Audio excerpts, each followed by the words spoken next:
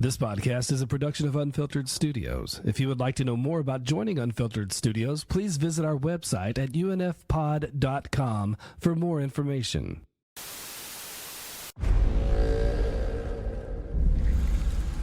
An evil, ancient and powerful, has returned.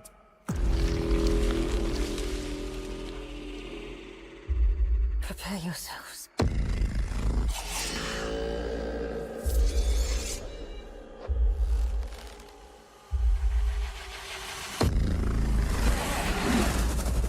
He worms his way inside your mind. The crest of him slithers in.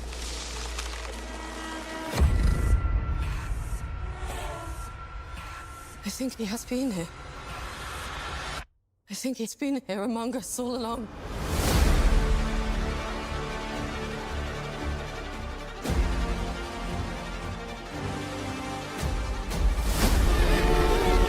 Every soul in Middle-earth is in peril.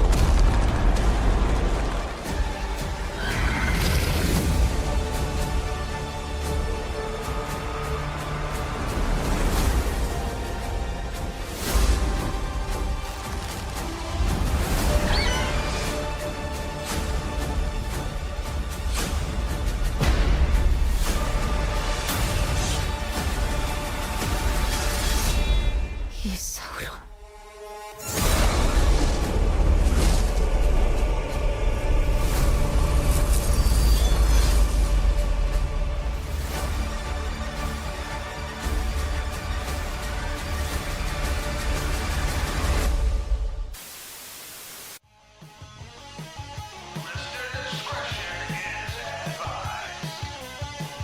It's a jacked up review show. It's a jacked up review show. Jacked up review show.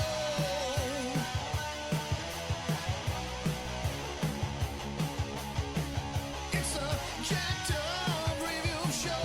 It's a jacked up review show.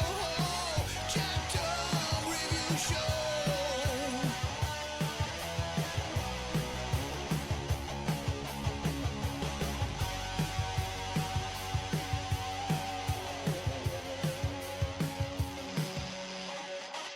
We got a wonderful chat ahead of us tonight. I'm your host, Cam Soley. With me is superfan Kathryn Boland. Welcome. Check out the Everything Lord of the Rings and Tolkien Facebook group. And returning from Lore of the Rings, the explainer himself, Airmet. Hello, everyone. We got a big storm in front of us, but hopefully we can pierce through the darkness. And like usual, we're going to do this typical civil pros and cons that you're not going to find in a clickbait article. Would it adapt well? Could it use some serious work on? What was your favorite plot twist? All kinds of stuff. Kathryn, how did you personally come into Tolkien? Were you one of those who grew up with it in the 80s or 90s, or were you see the movies first and then go back to the books, or what crowd were you in?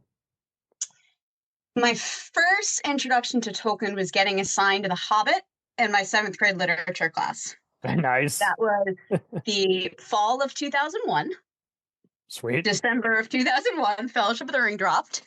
And at that point, I read all the books at some point in high school. Tried to read the Silmarillion first time. I think I was 16. That wasn't happening. I was not ready.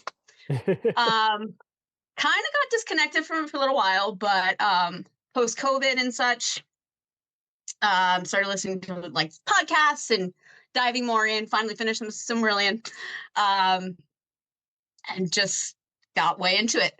So yeah, I would say my first introduction was The Hobbit, then Jackson's LOTR, then the actual books, more deeper lore after that. Nice. No, very nice. It's not uncommon for them to definitely introduce The Hobbit. It's just easier, and that definitely made a difference for me. And it seems like when you go on the trilogy, if you're not going to do an audiobook format, I definitely recommend kind of like Shakespeare or 1984. Everyone takes turns reading. It's intense. So Aaron, man, hats off to you. You're still explaining all things Tolkien. There's a lot to explore. Well, and that's just it. It's just so funny having to explain to people. It's like it's more than just that the rings corrupt you. It's more than just what's a safe spot, what's an untouched place, what Right. the different elves factions, why they split up into the woods versus the river. It's just why the Ents finally come around to aiding some of the Fellowship. It's just Yep. And why the story of the Ents is so sad, because where are the Entwives? We lost them. We don't know where they are. we don't It know. brings a tear to my eyes. I have my theory textually, but I'm down. maybe Hey, another point we can get into that. that actually might not be a bad starting point. So for those who haven't Sure. seen this yet, spoiler, spoiler, spoiler, spoiler, spoiler, spoiler. Disclaimer: there are spoilers. There are also lots of Ents. Yes, there are. We love them. Yeah, I was really impressed by the animation on them. They still. So for those who don't know or who haven't kept up or have only seen people do hot takes or on everything, so it's not part of the movie canon, but it's acknowledging the movie canon. So we can pretty much assume as soon as the third, age begins with the movies, it's going to end there. Like the show's going to end there. It's just showing you all the battles in the second age that lead up to Zildor thwarting and then failing, to take down Sauron once and for all. But yeah, the Ents did come into a pivotal point, and that would actually be a pro for me. I kind of liked how there was the build up. I was like, okay, they mentioned them twice. I know they're going to feature in here somewhere, but when? When are they going to come out? And it was during the Unexpected Rescue. I remember that first trailer where the Entwife showed up. I mean, they had it in season 1, right? Where you kind of had it look like seemed to be like a couple almost. There was that in the Balrog, and they kept using the promo material, and I didn't know how much of that was it was shot, and then they said, let's incorporate it next season versus promo material. I don't know. But it was in the trailer, one of the trailers for season 2, where one of them actually starts speaking. And for me, it was like the Entwives are this great mystery in my mind. Where did they go? What happened to them? Like, I'm so sad for Treebeard. He doesn't even know, and he's supposed to know everything. Yeah. And then you see this trailer for Rings of Power, and an Ent is speaking. And I kind of breezed over that. And then I was like, wait, hold up, back up. That is an Entwife. Like that's not just an Ent. That's an Entwife. And I was like, oh my gosh, mind blown. Like, there's an Entwife. That was really thrilling to see. Very nice. Kathryn, what would you say is your theory on the Where they are, north of the Shire. Little textual clues sprinkled in there. Wasn't there a tree that almost swallowed a hobbit at one point? That would be Old Man Willow in the Old Forest right before they meet Tom Bombadil, right? But Kathryn, you're probably referring to Sam and the Sandy Man, the miller, are having this conversation in a pub. Yes. What is it, in chapter 1 or chapter 2 of the Fellowship? Yes. And Sam's like, my cousin saw a tree, an elm tree walking, and everybody's kind of making fun of Sam and stuff, but he's so loyal. He's had too much to drink, and he's like, he's not kidding. Exactly. He's not kidding. There you go. That's plausible, I guess, if they went up that way. But also, I'm okay with it being an enigma. Like Tom Bombadil, Tolkien said, like, some things are just an enigma, and that's okay. And I'm cool with that, too. That kind of goes even back to the beginning of the Fellowship movie, which I think this is in the book. You can correct me if I'm remembering wrong. I think when they're doing the fireworks and that funny opening, and one of them looks like a dragon. I can't remember if that's in the book or not, but that was kind of a fun throwback. It is mentioned, yeah. Okay, so there you go. Yeah, Bilbo is just like, oh, I don't want to see another one of those creatures. So I did see a few other Easter eggs and everything. What was my other one that I saw that I have on my notes? There was Sauron tricking Adar to attack the elves, thinking they'll destroy Sauron with it, and it's like that's not how this works. You guys are gonna be losing all your manpower while I slip under the cracks like I usually do. And there was a beautiful line in the 6th episode, faith is not faith if it is not lived. Elendil. Yeah, Yes, Elendil had some good lines. Yeah. And absolutely. yeah. But for those who don't know, at the other in-between city, Numenor, that's our king of the guard, renouncing the Lord and pledging loyalty to the Blind Queen. So kudos to him for having that storyline, because, man, there was a lot of backstabbings there. It goes back The to the whole... Kingsmen. Yeah, it goes back to the The whole... Kingsmen, how I could rant. Yeah, it was just like, you can't barter with these guys. They're not loyal to anyone, and sure enough, it's the usual... Yeah, I think we're past being the bigger man. I think you got to take back your kingdom. There was a Like, good you arm just said break in there. backstabbing, like literal backstabbing. Oh, literal. that's exactly what they do, and I'm just like, Backstabbing, human sacrifice, just some minor things. Right. Get there. We'll get there to that lovely. Yeah. I'll tell you what, I would have renounced my daughter. I'd be like, okay, you're gonna pledge to these awful people. I do not blame him at all, and she irritates me to no end. Again, It was cool to finally see the Balrog, though. And of course, Durin is like, I'm gonna take him on. I'm like, oh well, I don't like these odds. The Balrog was pretty cool. The jump was pretty cool, but the thing that I had about it was they have this Balrog. So here's this big fire demon monster, and he's stuck in the basement where all the mithril is. And the dwarves are like, "Oh, good, there was a rock fall, so that thing's never going to come back for us again. We're going to move on and talk about taxation from the other dwarf lords and the taxation of trade routes and invade Queen Amidala." It's like, what? Yeah, like, it is kind of a Star are you Wars not kind of concerned about this giant demon monster in your basement now? Like, there's literally a monster in your basement, and you're not worried about it. It's like the complete opposite of what my kids think. But so there you go. Yeah, I don't know if that food and whiskey is getting to their head, or I don't know what's going on there.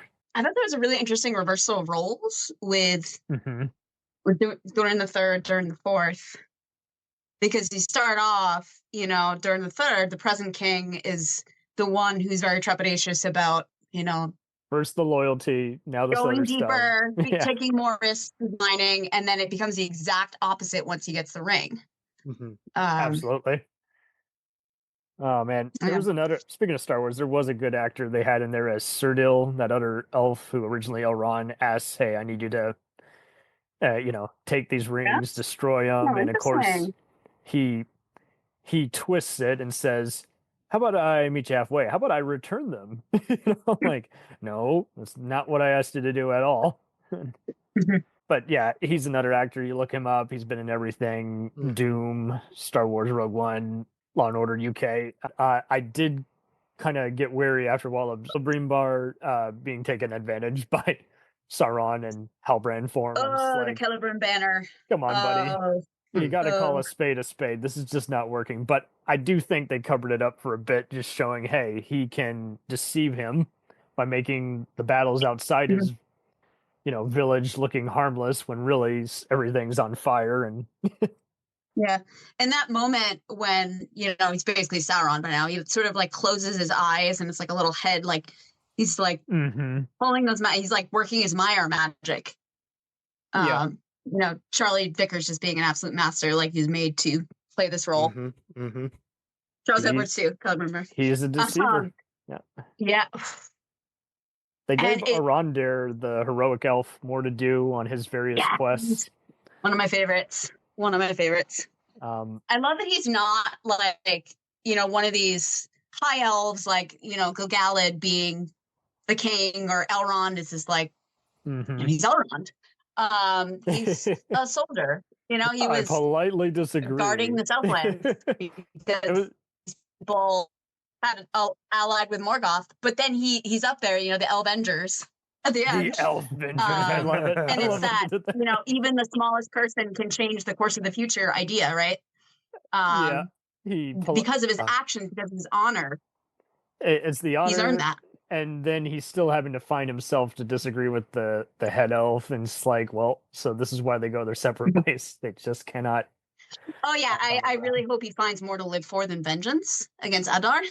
Mhm. Yeah, I I would really hate hope for it so. to be just revenge at this point. Yeah, Yeah. because And then it's it that, wouldn't really add up with what we know Elrond to be, where he's bitter, but he's not cynical. He's just realistic. I always took him as kind of the Spock of Lord of the Rings, kind of like in Star Mm. Trek. He's the Yeah, Interesting. he's past emotion. He's just like, yeah, you very humans. pragmatic. You're Yeah. right. You don't get it. You don't get it. I'll say it again. You don't get it. So come to Yeah. me when you actually need help, but you have to do it my way. He's got strong convictions. He'll take that leap like his Mhm. mom, but he didn't turn into a bird. Yes. Yes. Oh man, there was some good use of the eagles here. Love that. So Yes. we got 9 poorly crafted rings. Was I keeping count? Okay. Mhm. I kept counting. I'm like, wait, there's 7. Wait, 9. Oh yeah, that's right. He's adding 2 more. Okay. A couple more there. There's a Math couple are more. hard. What did you think of the Numenorian civilians? And they showed a little more of that other in between village. It's not called Mhm. the Southland place that was overrun by them, basically. Pelargir. Pelagir, yeah. So just if anyone's got to watch any clip, I would definitely recommend all 4 tragedies montage. I call it, happening in the final episode. Is like we got the hobbits, Mhm. then we got the dwarf funeral, then we got the elf city, and now we got the Southland place being overrun. Yeah. Being enslaved. It's like, good grief. How Things else? are They're things are all not looking good. trees. Yeah. Yeah, kudos to the editor, kudos to the framing. Lot of new directors and writers that I saw this season, so kudos to them for not just abandoning and saying I want to do my own thing and drop everything in the first season. It's like, nope, got to continue. I thought Arondir and Galadriel had a cool kind of friendship going. I did have to pay extra attention in the middle of the episodes, and I will just say Isildur is way too trusting. He kept. Oh my! Isildur. She pulled the tape on him. I know he's kind of the Leroy Jenkins who kind of wrecks it for everybody, the Anakin Skywalker, but it's like, man, dude, so I don't know if they're trying to imply that he's too trusting and he keeps letting his guard down, which is That's why interesting. That's interesting. the wild men kept taking advantage of him. So Yeah. maybe He's they got some could've- growing up to do. Yeah, In season 1, he was very much like, I'm the teenager. My I'm the dad doesn't poster get boy. me. I was gonna go to Tashi Station and pick up some power converters. He was Tashi definitely that Station. one. He was definitely that style in season 1. But in He's season definitely 2, Luke. Yeah, he grew up a little bit. yeah, no, he Yeah. was he was he's very not- heroic. He was I just Yeah. supposed to. Yeah, but he's still young man, naive, innocent, not experienced. Still has some things to learn Thank before goodness he this is becomes before the the founder Wild- of the kingdom of Mhm. Gondor, right? Oh, So, and thank goodness this is before the wild men become enslaved by Sauron and start bringing elephants to the battle. They would not have lasted. This is Yeah. like in their infancy. They're just getting ambushed. I'm like, dude, you need to reverse course. This gal says a lot of things. I don't think she means many of them.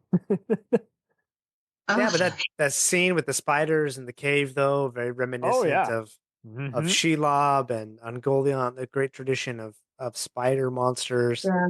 I definitely got Hobbit book flashbacks. It's like, okay, Mhm. so remember, they're in every dark forest. They're everywhere. But yeah, if you don't get out of here, you and your horse, you're going to be feasted upon. So you might want to Mm. wake up. How about that horse, though, man? That is one loyal Yeah, horse. right. That is a lovely Yeah. horse. That's a I beautifully love framed horse. Barrick. Barrick standing forever. He might be my favorite character of season 2. Barrick. Barrick the horse. There you got go. the The best official dialogue. Rings of Power account posted this thing. It was like all these characters swipe for the true hero, and the last one is Barrick. Barrick. There you go. There you go. And he's in a tradition though of Shadowfax, all Right. Snowmane, Theoden's horse, all of these There's a bit of that. heroic horses. Yeah. I was half joking, thinking to myself, does Barrick have some Maras blood? I think potentially. Maybe. Potentially. Maybe. Something. He's got something in him. I gotta say though, I don't think the Wizard Stranger is Saruman. You mean the dark Wizard? The Dark Wizard, yeah. Who do you think he is? One of the blues? wizards? I saw some speculating the blue. I know there was a brown wizard as well. Mm-hmm. A little bit of Radagast. It might be Radagast. It might be That'd be a big change for Radagast. Yeah. maybe. Radagast like, ooh, my birds. I know. Twigs in my hair. Like, And to be fair, I know we got a while before they reveal that. yeah. I didn't realize that was Kieran Hines the whole time. And for those who don't know, he's been in everything. He was Julius Caesar on Rome. He was in The Terror. He's been in Munich. He's been in all kinds of movies and TV. And I was just like, who is that voice? I know that voice. I know that voice. Who he is still in the scenery right here and making Christopher Lee happy. I do know Saruman did say he had some business to attend to in Ron. I don't know if some people were like, hey, it's probably him. I'm like, I don't know. I just think if you made him Saruman, it'd be a lot you'd have to retinker to, because they're just so calm when they're introduced in both the book and the movie. I would have to a lot of suspension of disbelief to be like, okay. Yeah, I see your point there. I would like to think Saruman comes in later and unseats the guy and then makes it look, deceives Gandalf to believe like, oh, it's totally not a power struggle, you know? Yeah, and by the third age, working with Gandalf, he's again I know he like, plays seeming everyone like for a good guy. fool. So Yeah. that's a like back to seeming like a good guy. That's a lot of That would be a lot of reframing, you know? It's just like Well, and I think part of this too is its Rings of Power is tripped over their own feet here because Mhm. the wizards didn't even really start to arrive until pretty late into the third age. Yeah, that's a good and- point. I think one thing It they've was kind of definitely rumors. I saw supernatural sightings, but no one Yeah. knew what it was. Or And the timelines is definitely something they've taken liberty with to make all these characters work together because they're just such like fascinating speeding characters. it up Right, instead of right. killing time. I'm personally okay with that. But it does make you ask some questions. Yeah, Go ahead, Harry. I was just gonna say I'm gonna have to disagree with you, Catherine. Like the condensing of fine. the timeline has been, for me, I think it was one of the fatal flaws of Rings of Power, and I think you could trace Interesting. a lot of their mistakes and broken things, and I would say things that just don't work. I think can be traced back to that decision of condensing the timeline. I see what they're saying. Okay, great. We don't want to kill men off every single season, so we're going to have like this timeline where the whole second age is going to be condensed into like, well, I don't know, 6 months, 9 months, 1 year. So I don't know. It's like, how do you take thousands of years? I mean, Peter Jackson cut 17 years, right, in the Fellowship Right. of Yeah. the Ring. So And- sure, we can cut And I some mean, time. Tom Bombadil but- makes sense because it's a fun chapter, but Yeah, cinematically you would be like, take that scene out, nothing changes. You know, it'd be like, yeah, and nothing go. actually happens in those 17 years. I mean, Tolkien just kind of breezed over it, and when he wrote the Fellowship of the Mhm. Ring, but to take the entirety of the Second Age and all those hundreds of years and the different spans of characters and the evolution of all of those things, talked about evolution before, like, and then to condense that all down, I was like, yeah. it's like Well, you offered me a beautiful Thanksgiving feast spread, and then you condensed it all into a sardine can, and I have an issue with that. I can't do that. Yeah. No, it's fine. I feel like they could have rearranged it way better. I feel like they only really partially covered their tracks by doing the whole. By the way, we don't know where wizards are from, you know, other than the asteroids we've seen. But yeah, I'd like them to close that out. Maybe have kind of again more reasonable doubt, kind of like Bombadil, instead of just Gandalf Mhm. doing the whole "How do I become good at my job?" You know. Yeah. On that point, I've been thinking about, on this last watch on fairy stories and suspension of disbelief, and you shouldn't have to. Yeah, Yep. if it's fantasy, you should already have it built in. Yeah. And I find myself with certain choices definitely having to suspend my disbelief. Right. Now, Right. Tolkien jiggered with these stories for literal dates, Mm-hmm. like the number of drafts, Mm-hmm. and these writers, because of just today and capitalism and what they're working with, can't Yeah. really do that. How funny how So, this is on I think they- Amazon. Yeah. There's the real Ring of Yeah. Power. Yeah. I couldn't Bezos resist. is Sorry. really sour. Do you think they're going to have a little an more? interesting point might be of like Tolkien was so meticulous about the timelines. Like that's Yeah. one of the things That's what that made it he cool. just like Yeah. massaged and refined over and over and over and over and over. Mhm. So maybe there is something to that flow of time because he was also so historically minded. He's Mhm. writing history and mythology. Right. Yeah. No pun. Yeah. He that's true. wanted a history for his languages that he invented. He's like, language Yeah. doesn't exist in a vacuum. It's Yep. connected. It's connected with people who speak language and their history. What's the history behind my languages? You know, and Mhm. C.S. Lewis Yeah. is like, hey, Tolkien, you should write that down. So he did, right? That's right. And- He did yeah. interact with And the I'm Lion just and the gonna Witch say, guy. Yeah. flagpole and a evil queen, evil snow queen with Turkish delight. There we go. Why not? Yeah, exactly. Yeah. And it's in It's your so- sorry, I closet. talked about the two of them. It's so Your funny. The escape. It's all in the difference in like, closet. yeah, how like Right. carefully they plan things. C.S. Lewis was so much more like improvisational. Yeah. Yeah. Look what I It's can a do. it's a fawn in the forest by the lamppost, whatever. No, Yeah. that's a good point. Since MGM is now owned by Amazon, and they were kind of holding up all these rights, do you think they'll get a little more creativity that they can do?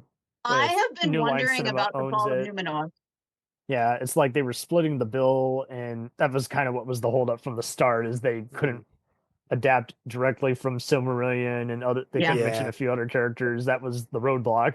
So Yeah, because the Akalabath is my favorite, and I've been like, I don't think they have the rights. I mean, just They imagine. don't. They do not. Dang. Yeah, but with like, So- I like when I was reading, I was like, this is so cinematic. but Amazon has Like imagine money. with like You'd Bear like to McCreary's think. music and like the wave coming over, like Yeah. Mhm. it blow my mind. There'd be There's something. hints of it in the appendices and in the Mhm. actual text of the book, which they do have rights to, but they do not have rights to the Silmarillion. And I suspect that the family estate, the Tolkien family estate, is not going to want to open that up anytime soon. But I don't know. Gotcha. I don't know anybody over there. So Yeah. if you are a member of the Tolkien estate, hey, I'd love to talk to you. Come reach out to me at host@ringspodcast.com. But I don't think that they will give out the rights to the Silmarillion anytime soon. Mhm. And so you're just going to have to work with what you got, right? Right. And in no way am I Yeah. trying to villainize either side. I'm just wondering because I knew, the MGM acquisition was a big part. And so I was just like, okay, interesting. Okay. I just wonder if that was going to change anything or if that'd be too much Yeah. trouble, even with millions of dollars from Amazon. Yeah, opening and up a talk. copyright when it comes to Lord of the Rings is so complicated. It's Oh, I so bet. complicated. I have and no doubt. Music fractured. rights, book rights. Yeah, there's a adaptation lore in rights. that in itself, like with the Ace copies and like The Ace this company found copies. out they could like print this if it, and Tolkien was like, Yeah. don't buy those. Like It's there's a so knockoff many. Yeah, don't get the novel. pirated Yeah, yeah. copies of The Hobbit. Yeah. Kudos also to kind of concluding all the stuff with the orcs. I don't think I could have done another season of 8R. I was just like, okay, so he played Sauron for a fool. He unseated him, failed. Then he got a can of whoop ass back in his direction. So those dark elves are all enslaved. The orcs are all enslaved. Sauron's where he needs to be. He's back where he was when he got betrayed. Now he's back. So, if anything, I would say season 1 was kind of the introduction Yeah. and some fun action. Exactly, yeah. This was more of the stalemate on all the chess pieces on the board. This was like, okay, so let's make some progress. And now we're at this stage. We made some bad moves. We made some good moves. Now, season 3 is going to be our path to victory and our failure to destroy the ring. Yeah, Mm-hmm. I don't know. Interesting. That's just what I'm gathering. I could be absolutely wrong. I don't know how many more seasons there are going to be at this. I'm sure it's a nightmare in the writers' room. Hopefully five. What do I adapt? What do I Hopefully keep five. out? What do I imply? Yeah. What do I hint at but can't legally show? I'm sure they have to have a list of can't name.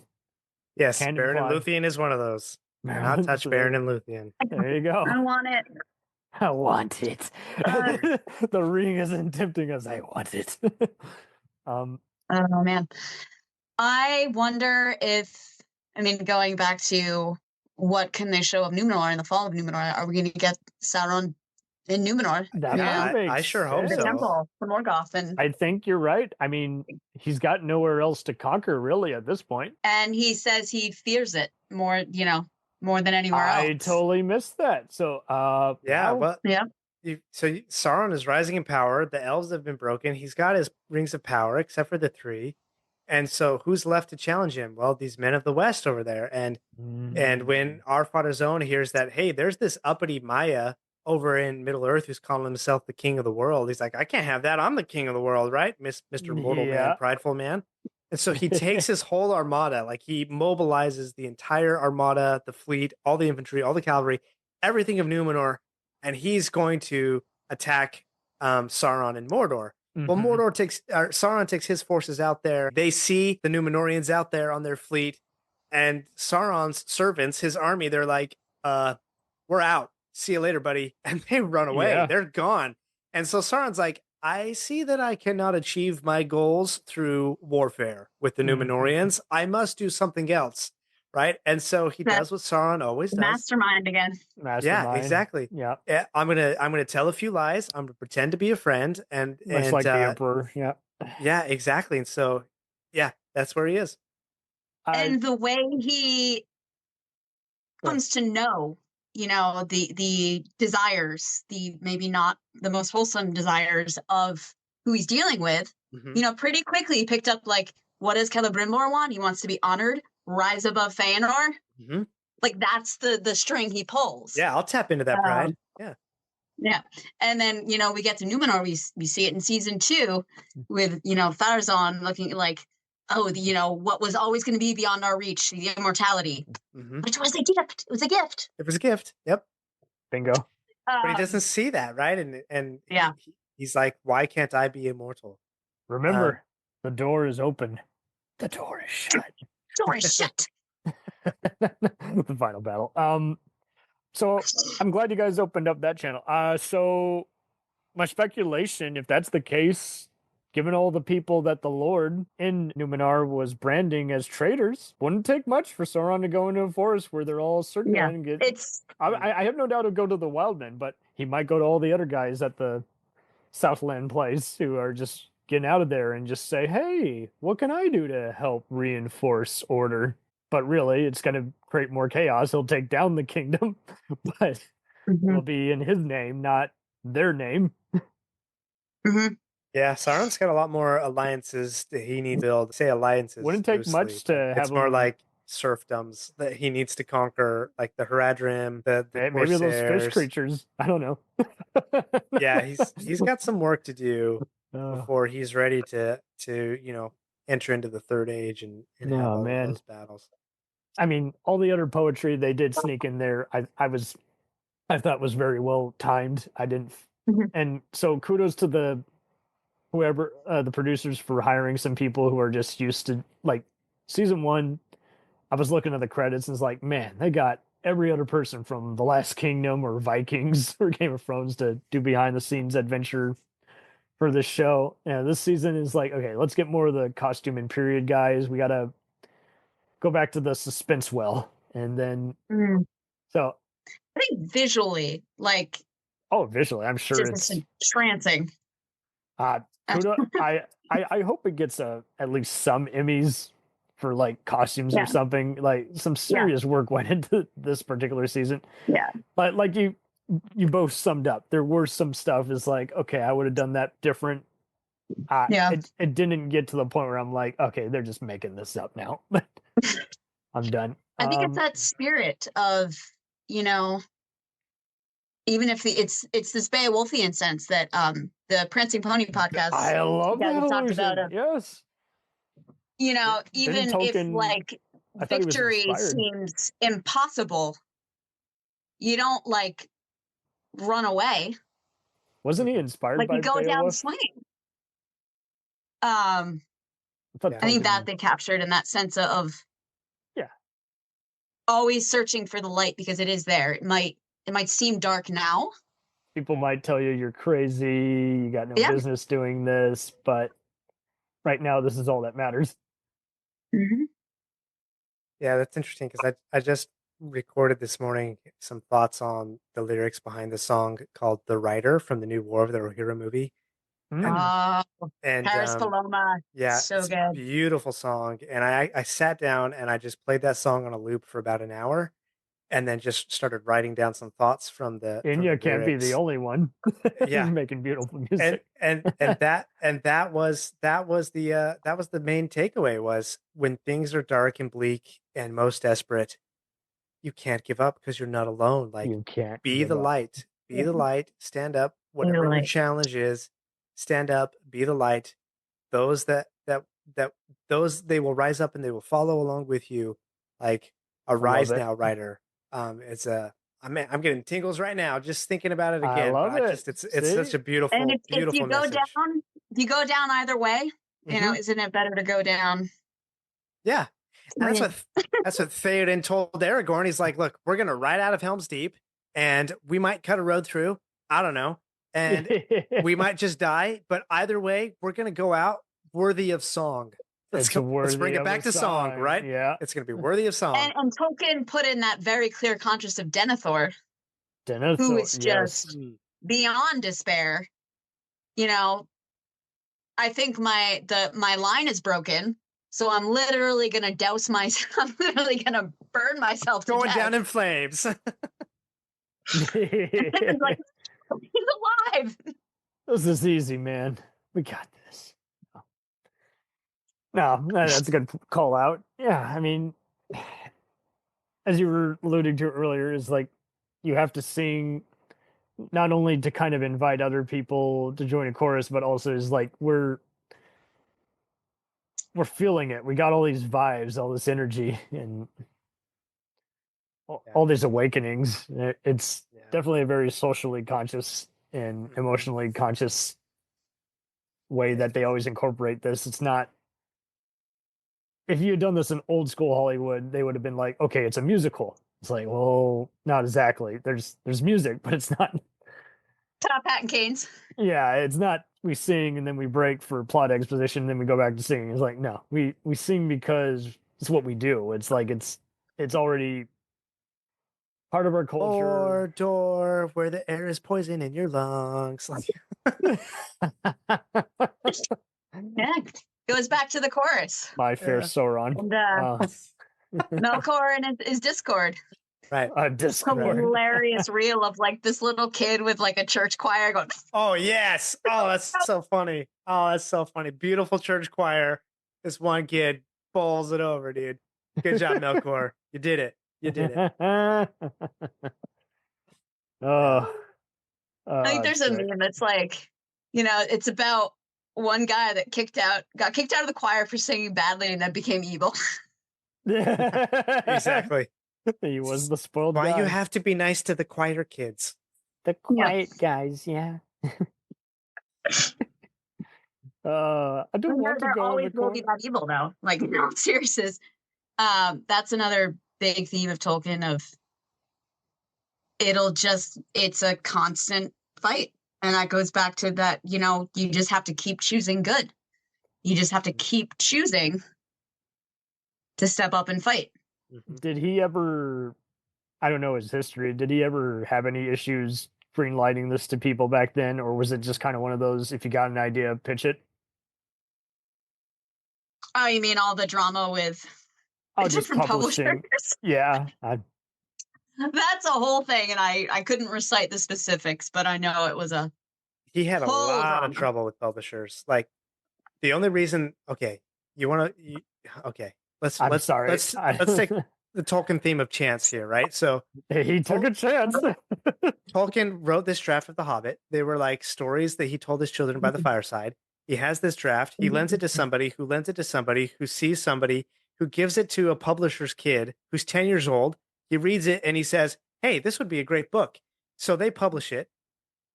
Instant success. They want a sequel to The Hobbit. So he's like, well, yeah, you want the sequel, but really what I need to publish is the Silmarillion. And everybody's like, no.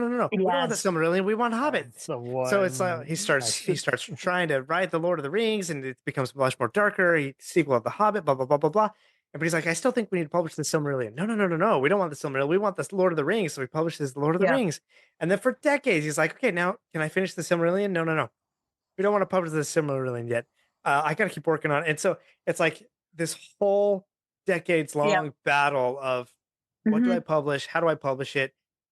very slim chance of it ever getting published in the first place if that draft hadn't Oh, fallen into the boy. publisher's I son's can't hands. imagine, man. Like, imagine the world without Lord of the Rings, without some 10-year-old having a manuscript and telling his That's the new publisher dad. catastrophe in the Boom. primary Yeah.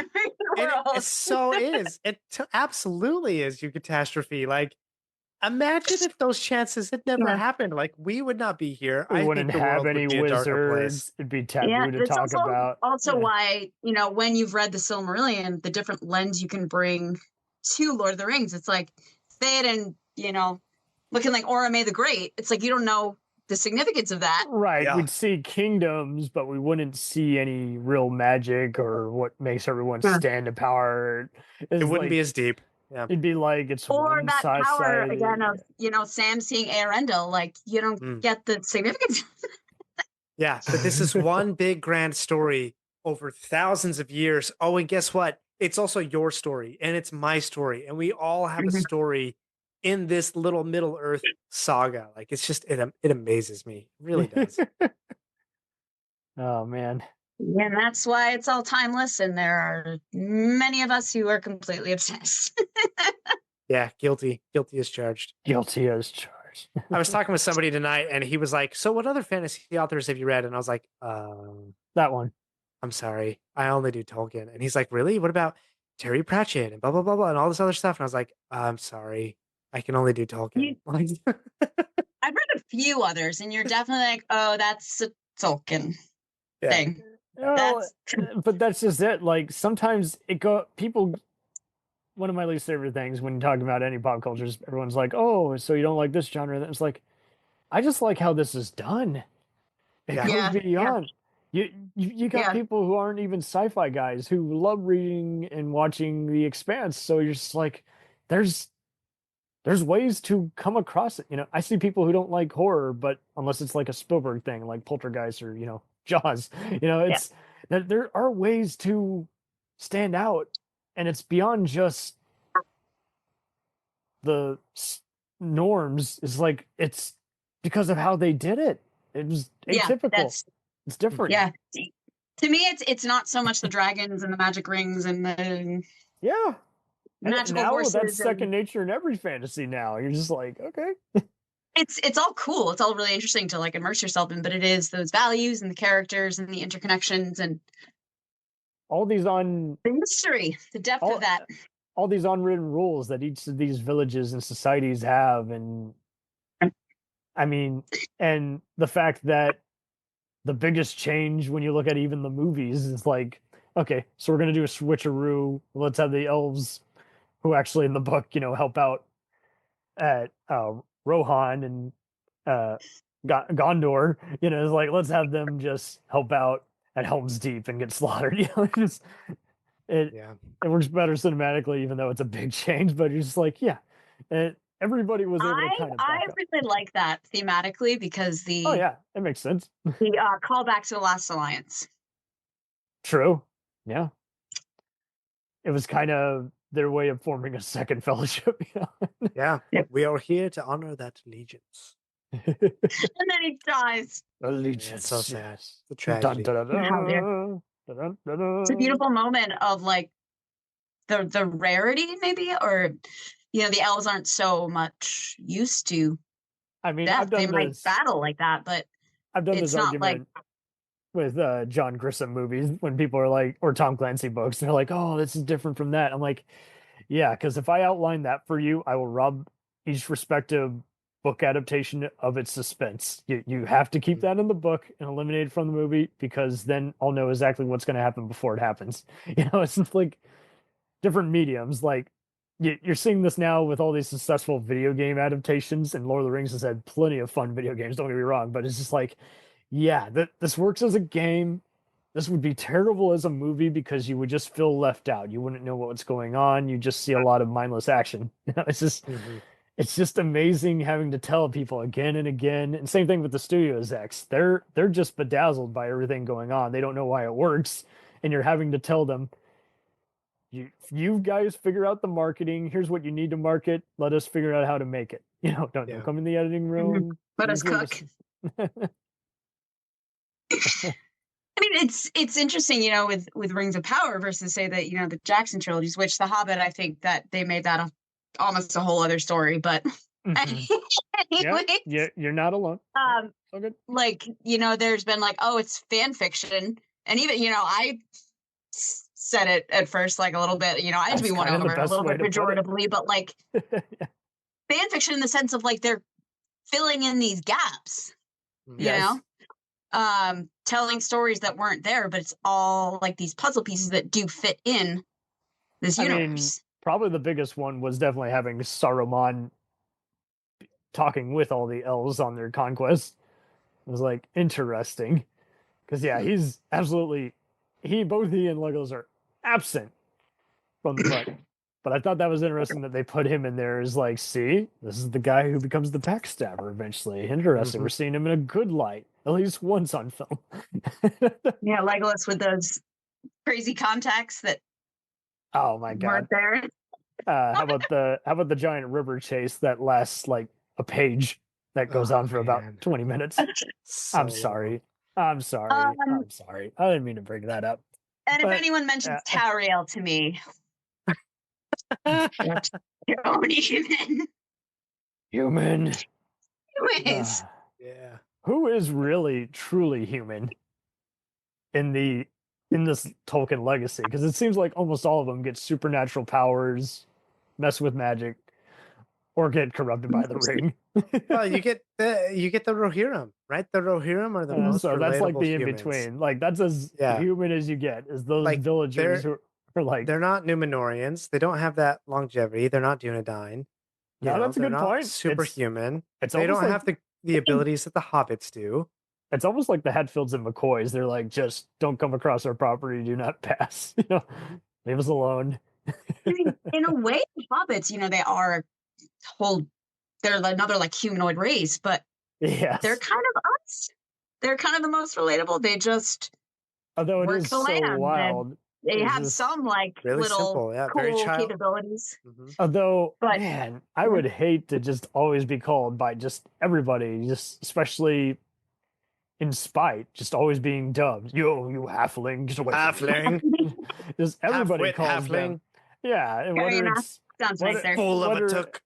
Yeah, of a took. Yeah, if it's not being a smartass, if it's not being sarcastic, then it's almost always in demeaning. It's geez, it's said by the humans, it's said by the evil men in the forest, it's said by the elves and the dwarves, which is even more And ironic. Treebeard doesn't dwarf calling me a half. Doesn't have a line for him in a song.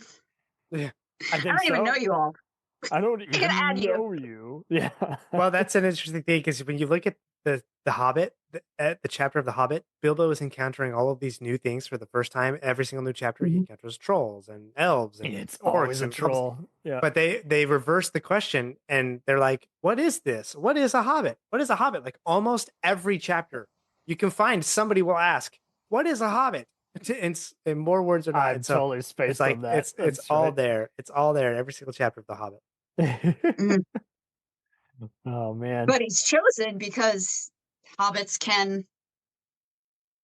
they're very secretive. They can be quiet. They can hide They very can be easily. stealthy. Yeah. Yep. Totally. And then he shows values beyond that. Over Yes. time.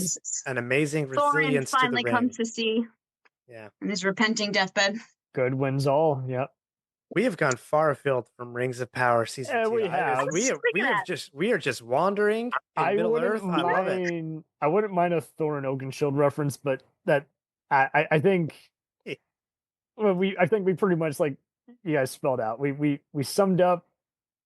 I mean, it was kind of inevitable. We did talk about just so much of stuff that's being implied that's either from the book or the movie lore, and it's that's inevitably gonna. I'm just glad that they were able to pull the card of we don't have to have famous people. We can stand on our own 2 feet. Mm-hmm. It's kind of like the Jackson films of there were many unknowns basically. Yes. Yeah, absolutely semi-knowns. And when you look at all the people who were considered then unknown, Daniel Craig, Gladiator's huge. Let's get Russell Crowe in here. Is I do Nicolas Cage as Aragorn. Nicolas Cage. What? Yeah, couldn't see it then. Sean Can't see Connery it. is Gandalf. Well, and that was the What? funniest one. Is like he passed on playing Spock's brother in the ill-fated Star Trek V. And then went on to do Highlander 2, and you're like, okay. And so it is so funny. He passes on Lord of the Rings and being Morpheus in the Matrix, and then does League of Extraordinary Gentlemen. It is so funny. Is like at that point I would have been like, you're Sean freaking Connery. You just do it, man. Everyone wants to see you play you, you know. But Yeah. Well, I'm cool. nobody I'm cool. could have been Gandalf at this point, but Yeah, That's I'm cool Sorry, with Ian. Ian McKellen, and It's true. I mean, I think that's just it. I think they were kind of doing almost a George Romero. It's like, just don't overspend on the actors. Get Shakespearean people, you know, because most of the budget's going to go to all the expensive camera, editing, lighting, and the other effects we're going to dub in post that are really, really good. You know, it's still good. And it's just like, man, and Caleb Brimlord, Charles Edwards, Shakespearean actor, he was pretty all good. that pathos. Yeah, he Right was one there. of those. I'm like, I've seen his face. I don't know where, but he Downton. He was in Downton Abbey. Maybe that. Maybe that. that's okay. So I have seen him, but he was just one of those. I'm like, man, he's not looking at the camera. He is looking at the set.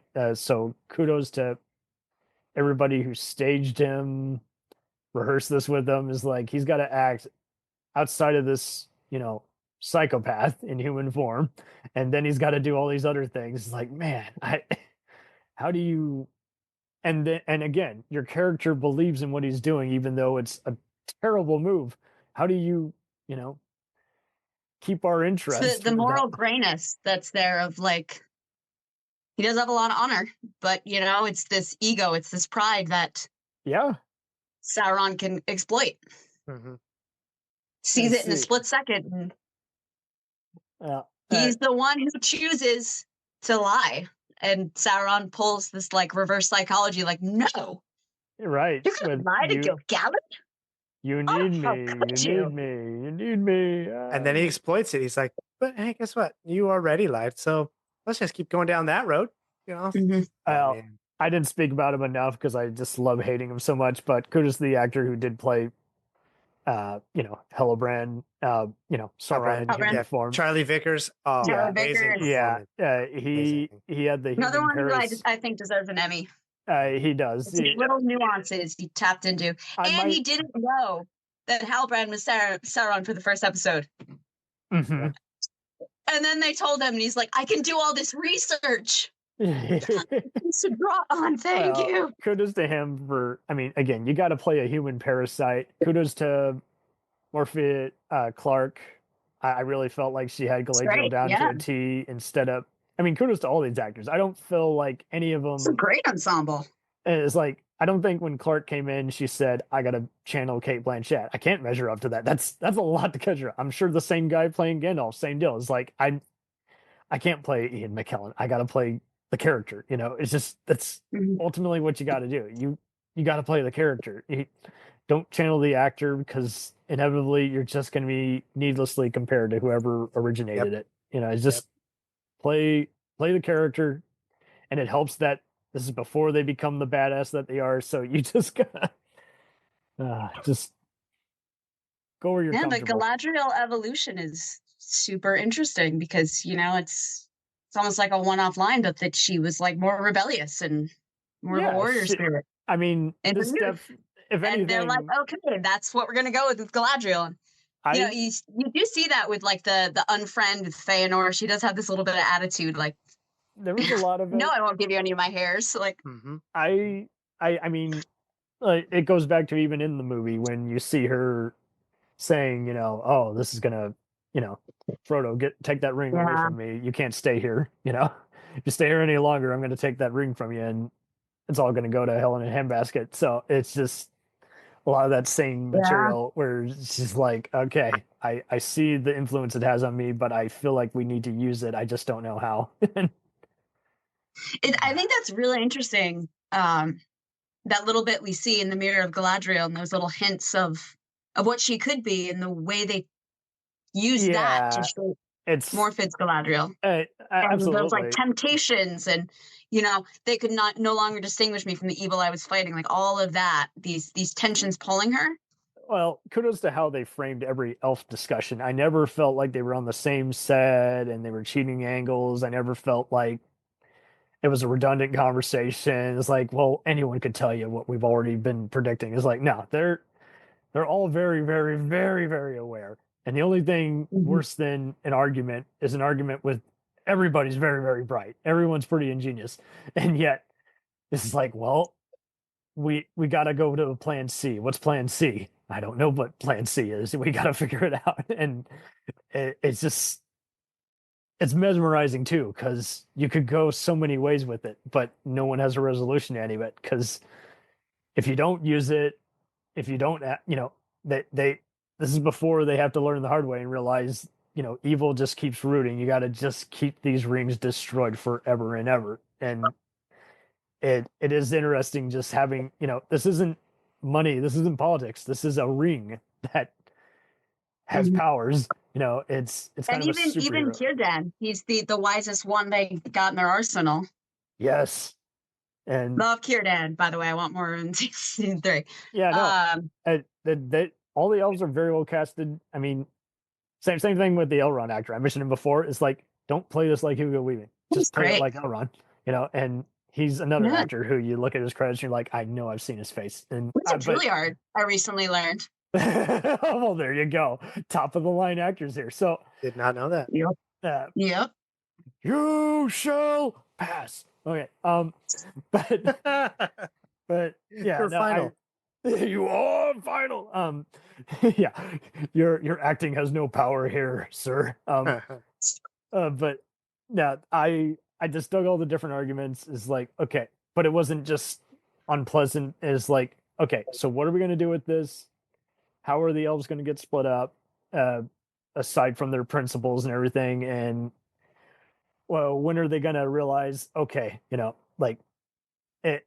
At least they were learning pretty early on, and I was glad that Glacier was the one. It's like, the messenger never made it to Slingboard's village, so no wonder we haven't had reinforcements, Yeah, that's like the reverse catastrophes. Yeah, it was a lot of playing chicken, and then followed by, it's like, who's the elephant in the room, really?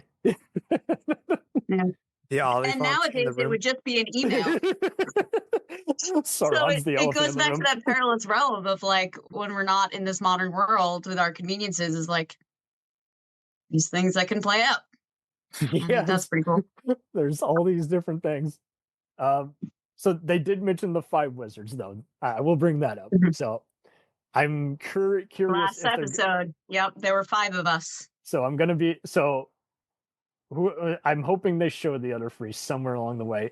Yes, Aaron already mentioned, is like, yeah, we rushed into this, so now that this is way off, I can only hope you really make good use of it. Like, I always thought, especially before they even announced this Lord of the Rings anime, there could have been a cool Balrog or wizard origin story. If you're gonna compromise how they originate here, at least, I don't know, just have some very cool character development at least, and maybe make good use of their powers instead of just there was only 2 wizards and one of them turned evil, and one of them was Obi-Wan, who was like, I see right through you. That's not cool. That's the moral complexity, the moral grayness they're playing with. I think there will be a lot more of those like questions. I can only hope. I'd like to at least see how they form their council before it all got banished, instead of just, one guy on a throne, and all these dim-witted mercenaries. So that was the other thing too that was confusing first.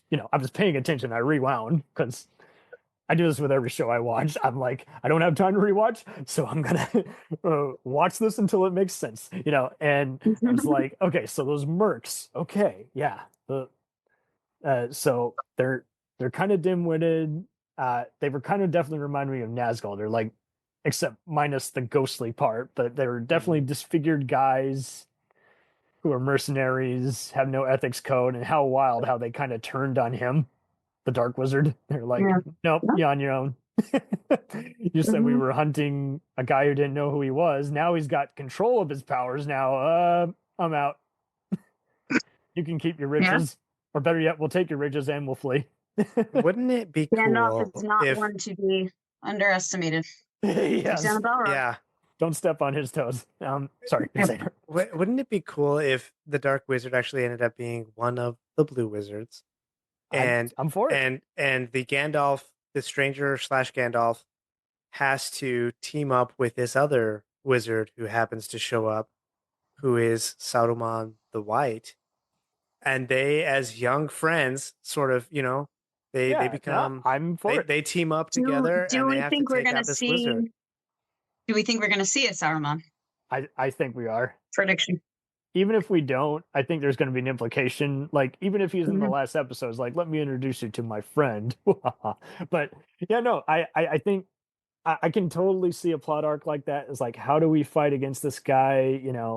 He, Yeah, if anything, I will give credit to, they pretty much got it out of the way. It's like, this guy's like, I'm not going with you. I'll listen to you, but I'm not on your team. I mean, Yeah. they call you the Dark Wizard. Come on, dude. I'm yeah. not, no.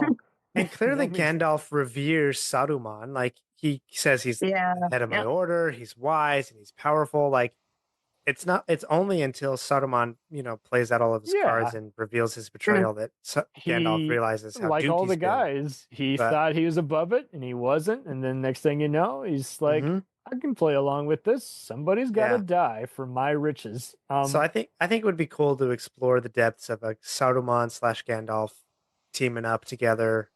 Starsky and Hutch taking out the bad guys. Absolutely. Like, that could be the midway, like, plot arc where it's like, Mhm. okay, I've got control of my powers now. I got my cane, but I'm not enough. So what do I do? And I'd be cool if these other wizards were spawning up other stuff. Like, I'd be cool if they Yeah. were sent, if they were influencing other guys to fight them, or if there was even a Mm. dragon. Hell, I don't know. Just something. It just definitely have some kind of, just illustrate the order, just other origins of Miller. That's ultimately what I want. I felt like season 1 was trying to, is like, okay, let's try and stand on our own ground. And it's like, this was trying to It's get the more world fan building. service. Yeah. So now Yeah. at this point, we got to just show all the different kingdoms and just, I'm not saying it's got to be just action time now, but now we really got to show more outcomes. We got to show It's the raising of the stakes. Well, Things more just get stake it raising. just all got bigger Yeah. and grander and because that's the other thing too. Yeah, the people never complain about the battles because Gorehound's assigned. They're all earned. They all go somewhere. They all move the story forward. So, yeah, as Yeah. long as we see some plot progression, I'm not going to bail. I'm just like, okay, but at the same time, I don't want missed opportunities, like you guys are saying. It's like, we want something that just shows how the sausage is made, how the wine is crafted, how Yeah. more gardens blooming. Yes. yeah. Because I think we already know where the elves and dwarves are going, so definitely see a resolution there. Is like, just show why they go their separate ways, and then definitely show more. And Numenor and Yeah, the House of Numenor's- Elendil and the way Right. they're building that. It's We definitely literally got Narsil being pulled out like frame for frame, like Aragorn with Andúril. I definitely see a bit of that. Yeah, I mean, I'd be fine if they show some other Dunedain Rangers. That would be cool. Yes. Just they've already hinted a bit at the other wild men and other Mhm. dark places, but yeah, I'd like to see at least just a few other people just kind of speaking for. That's what Lord of the Rings always did so well. There was someone who had been around long enough who was able to observe and illustrate what's going on. Mhm. Yeah, there's a lot with, where Rohirrim is going to get into a little bit, I feel like, with the Dunlendings and all these tribes of men, that it's because, they want a home, they want land, and then they're corruptible to Mhm. Sauron, who they, he can see what is desired and exploit that. Yes. There's Harad and all these, like, some of the, Lord of the Rings Online is like starting to get into, but there are all these these kingdoms and stories that you So literally many. could just go on forever. Yeah, Um, there's definitely got to be something. Is like, okay, so when do these guys flee to? The Mhm. Rohirrim and Gondor and all the other stuff. And they did show some of the eagles. It would be kind of cool to see how Gandalf, you know, and the elves have an influence on the gray heavens and the eagles. Like that would be cool. how the stranger Gandalf becomes friends with Gwaihir, Yeah, so he can go, definitely "Hey, little moth, go get my friend." a little moth would be cool. To definitely just show what is he doing now besides relying on luck to just fine tune his powers a little more. It's Yeah. Yeah, maybe that'll be his arc. I hope so. Rome with Gandalf. Rome was built in a day. I don't know. I'm just kidding. It just would be cool to definitely see more of these role reversals, and I mean, we've already seen it enough from all the evil. Is like, okay, we already see that Sauron does it, he plays mind games and reverse psychology. Is like, now we got to see the heroes do their best comebacks. Mhm. You can only suffer so much. You just gotta. If anything, uh, when we inevitably get to all the other stuff and all the other kingdoms, is like we at least want to just see. I guess just from the onset, like who's no longer welcome, who's going to start the rebellions, and who's going to find their purpose. Who later goes on to Yeah. join the inevitably failed elf and human standoff against Sauron's forces. Just definitely build up that first fellowship. Mhm. Oh, Yeah, the Last Alliance. I think it is all building. I've heard theories it will all end with Isildur's death, which I That- think is an amazing arc, but I will cry. I can see that, or that would be interesting because it's like they want to honor the movie, especially what you see in the first act of Fellowship with that flashback. So Yeah. yeah, I mean, I could see them even going so far as as like, here's what he's like before marching into battle, something. I don't know, but There's an arc. That's another arc I think will happen. until I don't think they're to the point of like, screw the movie, that we're going to do our own thing. And I think that's why they Yeah. picked who they picked. It wasn't anyone with any disdain or any rivalries. Like, we're just going to give it our best shot. Yeah, Yeah. we love it. You kind of have to. You can't just be like, oh, worry about the visuals and someone who can say all the exposition very well. Is like, no, you gotta really, really know how to craft this world. Yeah. Again, I think there are those strange choices that make me have to question my belief, which is not Tolkien, and I never have to do with Tolkien. But for what is realistic with what they're doing, Mhm. it's understandable. Yeah. One thing I've been thinking about, the I'm obsessed with the two trees. Mm. But just the way like the light resonates and shows up in these different places through the ages. Yeah. The Mithril. Do I understand that correctly? It was a sapling of one of them. Did I get that right? With the battle with the Balrog, and then it went down through the mountain. So I think that is super interesting how that is Yeah. tied in, because Yeah. like Tolkien literally says, in which all the tales of the elder days are woven with these two trees. Right. Right. They And are literally just right. like that's how powerful that light is, that they can just put a little bit of this thing that is derived, that like had that light in it, and this ring becomes magic. That Kind of mind-blowing. they did kind of have a good concept. It's like, okay, so here's how they craft it. It's not just mining. It's not just putting iron and striking it with the hammers. Like, there's all these other variables. Yeah, we're actually measuring And then it. Sauron's blood for the men who are most corruptible. That Mhm. is an interesting angle. Oh, totally. I applaud him for doing that, because I mean, just to even just think that out, storyboard that, visually show it to us. Yeah. I mean, I will always.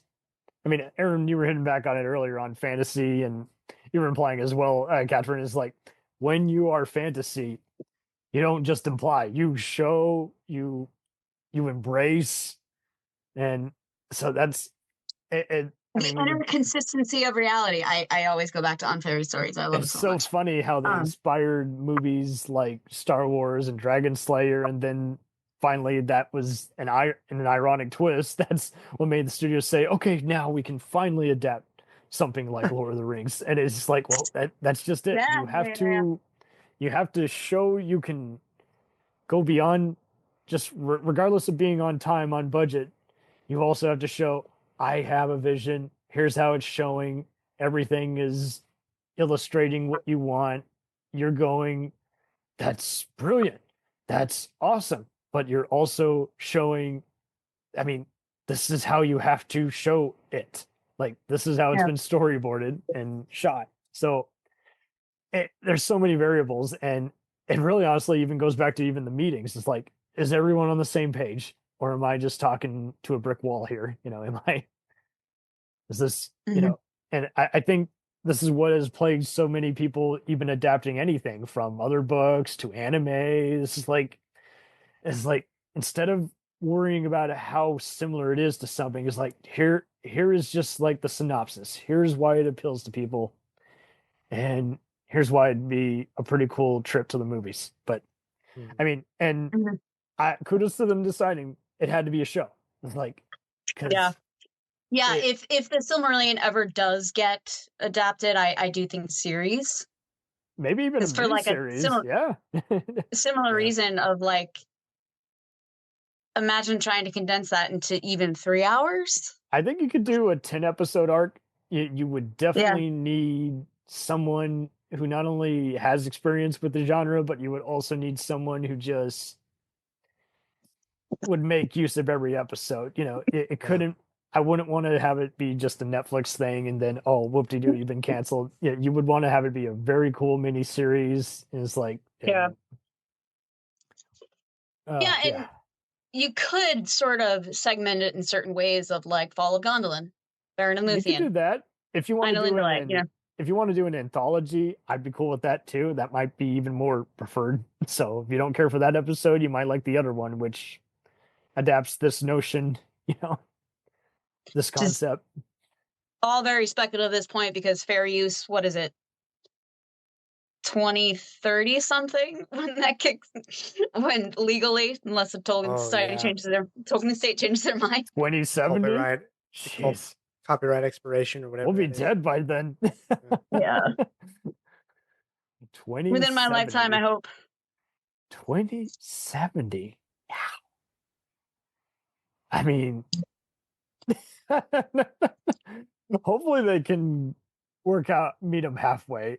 Does Spielberg have to come in here? Come on. Maybe Amazon with their like fleet of lawyers. Amazon, I will give you the very world. high-paying lawyers can just like slowly chip away. Like, okay, we use Anatar. Can we use this much? Yes. It's like a little kid just like pulling out like parents. How Can I much have do you one more? really want for it? Yeah. Oh man, fun stuff.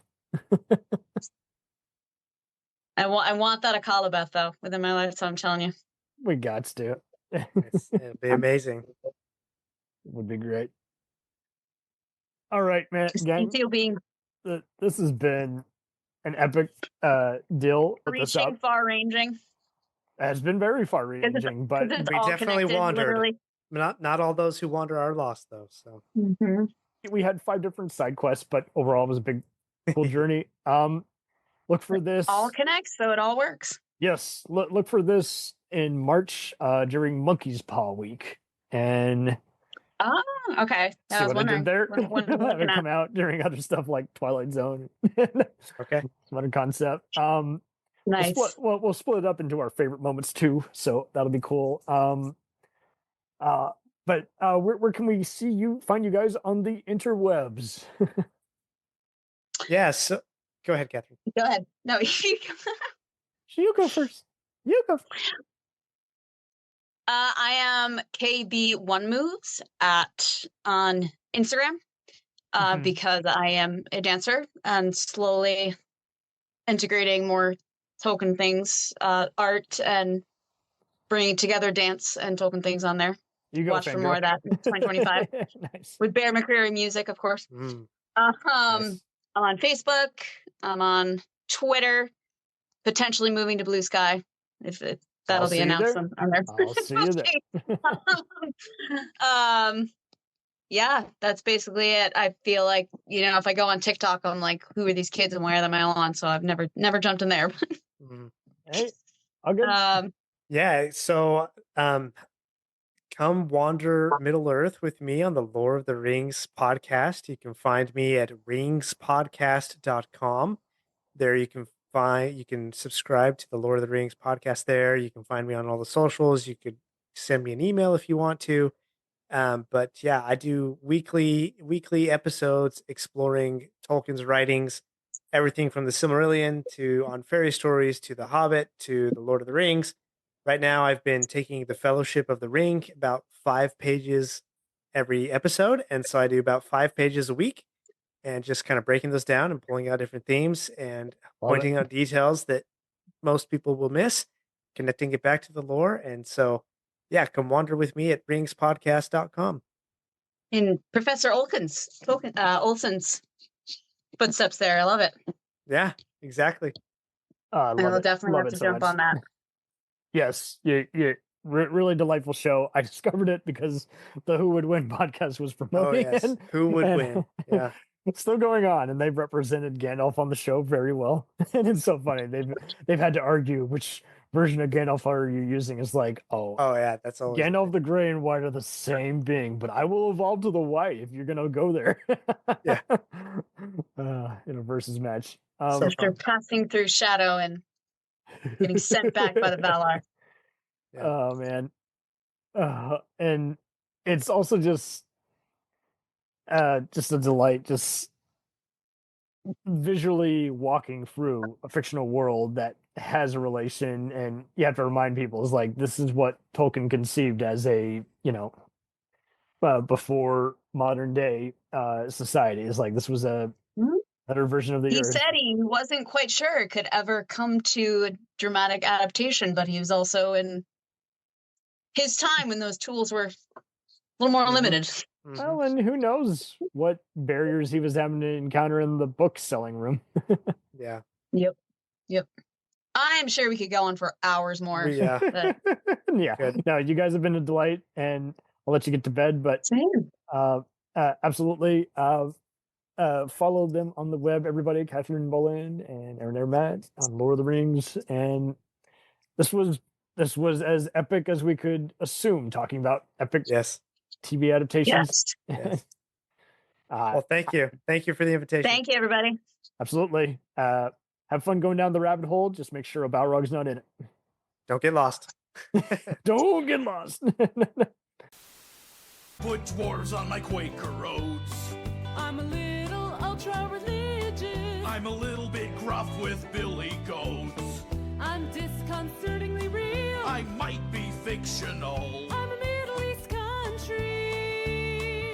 I'm a Middle-earth mountain troll. I offer camel sand and Muslims and crude oil in rich supply. If I stay out till the sun comes up, then I turn to stone and die. I'm moving slowly to secular control. I bash those freaking wood elves with a club like a whack-a-mole. Like me, you're poor as dirt. Or rolling in the dough. I'm a Middle East country. I'm a Middle-earth mountain troll. I may have mostly flat topography, but my crescent is fertile. I got a job at Hot Dwarf on a Stick, just to dress in style. My people love me by reflex or by force. I barbecued my in-laws, so my wife filed for divorce. I'm arid and I'm extra dry. Not me, I've got B.O. I'm a Middle East country. I'm a Middle-earth. Gone take you all and be stoned. We'll return after these messages. If you like small town mystery, crazy news, and wild history, then the Florida Men on Florida Man podcast is for you. Each week, Josh Mills and Wayne McCarty bring you the absolute best Florida has to offer. So if you're looking for a show that's safe for the family, but funny enough to help you escape everyday life, then listen to the Florida Men on Florida Man Podcast. That's Florida Men, plural, on Florida Man Podcast. Hey, it's Brent Pope, the host of Breakfast with Brent Pope. You've seen me on some of your favorite TV shows saying things like, "Give it up, Jimmy. You got to sink this putt to win." On Breakfast with Brent Pope, I sit down with guests from the entertainment world, and we do it all over breakfast. Or should I say Brentfast? Every week on Brentfast, you get inside Hollywood info and tips, great breakfast recs and booty debates. Most of all, you get the most delightful 30 minutes of your week. So dig in. It's Brentfast time. Listen at Brentfast.com, Apple Podcasts, or wherever fine podcasts are found.